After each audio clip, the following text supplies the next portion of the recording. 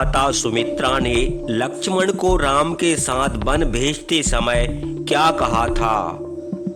क्या माता सुमित्रा जानती थी कि राम किसके अवतार हैं और माता सीता किसकी अवतार हैं?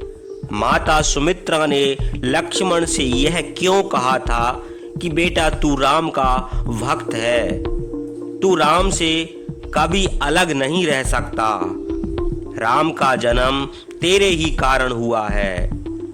और फिर लक्ष्मण ने अपनी माता से यह क्यों कहा था कि हे माता, मैं पिता को भी त्याग सकता हूँ, सभी प्रकार के सुखों को एवं स्वर्ग लोक को भी त्याग सकता हूँ, पर मैं राम के बिना एक पल भी नहीं रह सकता। तो माता सुमित्रा और लक्ष्मण के बीच बन जाते समय का प्रसंग को अंत तक पूरा जरूर सुनिए। अपनी सास के धर्म युक्त यह उपदेश सुनकर सीता देवी ने हाथ जोड़कर उनसे कहा, हे देवी, आपने मुझे जो उपदेश दिया है मैं उसका पालन अवश्य करूंगी। पति के साथ स्त्री का जो कर्तव्य है उसे मैं भली भांति जानती हूँ। मेरे पिता माता ने मुझे इस विषय का उपदेश दिया है। हे आर्य, आप मुझे असती स्त्रियों के समान न समझिए। जिस प्रकार चंद्रमा की प्रभा उससे अलग नहीं होती, उसी प्रकार मैं धर्म से विचलित नहीं हो सकती हूँ।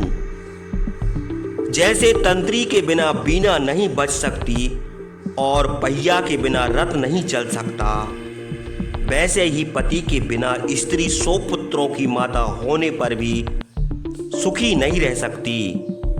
माता, पिता, पुत्र और भाई से स्त्री को परिमित सुख मिल सकता है, किंतु संसार में अपरिमित सुख देने वाला पति है। इसलिए कौन स्त्री अपने पति की सेवा न करेगी? हे देवी, मैंने गुरुजनों के मुंह से स्त्रियों के साधारण और विशेष धर्म सुने हैं। पति ही स्त्रियों का देवता है, यह मैं भली भांति जानती हूँ। फिर भला मैं अपने स्वामी का अपमान करूंगी? सीता की यह प्रिय बातें सुनकर हर्ष और विषाद के मारे कौशल्या की आंखों से आंसू बहने लगे। उसके बाद परम धर्मात्मा रामचंद्र ने सब माताओं में श्रेष्ठ माता कौशल्या की प्रदक्षिणा करके उनसे कहा, माता, आप दुखित होकर पिताजी को ना देखिएगा। मेरे वनवास का समय बहुत शीघ्र बीत जाएगा। ये 14 वर्ष आपके सोते ही सोते बीत जाएंगे और उसके बाद मेरे मित्रों के साथ मुझे सकुशल लौटा हुआ आप देखेंगे।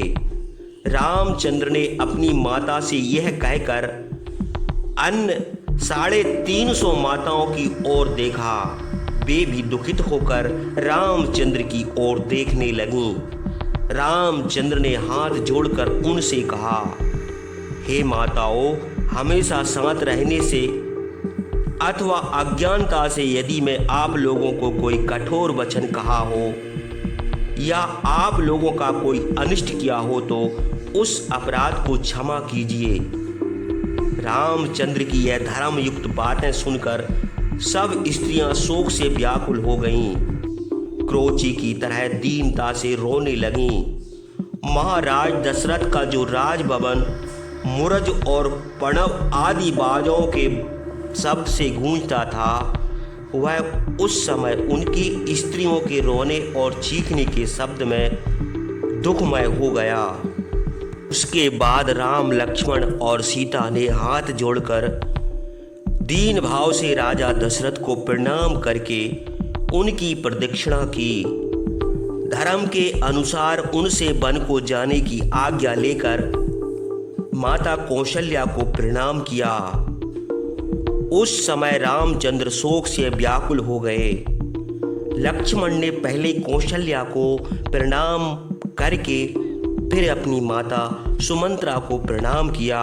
पुत्र का हित चाहने वाली रोती हुई सुमित्रा ने प्रिय पुत्र महाबाहु लक्ष्मण का माथा चूम कर उनसे कहा, बेटा तुम रामचंद्र के बड़े भक्त हो, इसलिए मैं तुमको उनके साथ बन जाने की आज्ञा देती हूँ। तुम अपने बड़े भाई रामचंद्र की सेवा में असावधानी ना करना।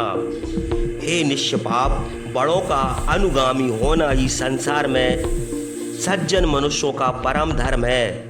यदि रामचंद्र सुख में हो या दुख में, यही तुम्हारी गति है। दान देना, यज्ञ करना और युद्ध में प्राण त्यागना तुम्हारे कुल का आचरण है। तुम इन्हीं आचरणों का पालन करते रहना। बेटा तुम रामचंद्र को राजा दशरथ के समान, जनक नंदिनी सीता को मेरे समान और वन को अयोध्या के समान समझकर सुख में रहना। सुमित्रा देवी ने इस प्रकार लक्ष्मण को उपदेश देकर उनको बन जाने की आज्ञा दी। उसके बाद सुमित्र ने हाथ जोड़कर विनती भाव से जिस प्रकार मातल इंद्र से कहता है, उसी प्रकार रामचंद्र से कहा, हे महायशस्वी राजकुमार, कैकेयी के कहने के अनुसार आप 14 वर्ष वन में रहेंगे। आज से ही आपके वनवास का दिन आरंभ होता है। आपका कल्याण हो। आप इस रथ पर बैठिए और मुझे जहाँ को जाना है आज्ञा दीजिए, वहाँ मैं शीघ्र पहुँचा दूँ।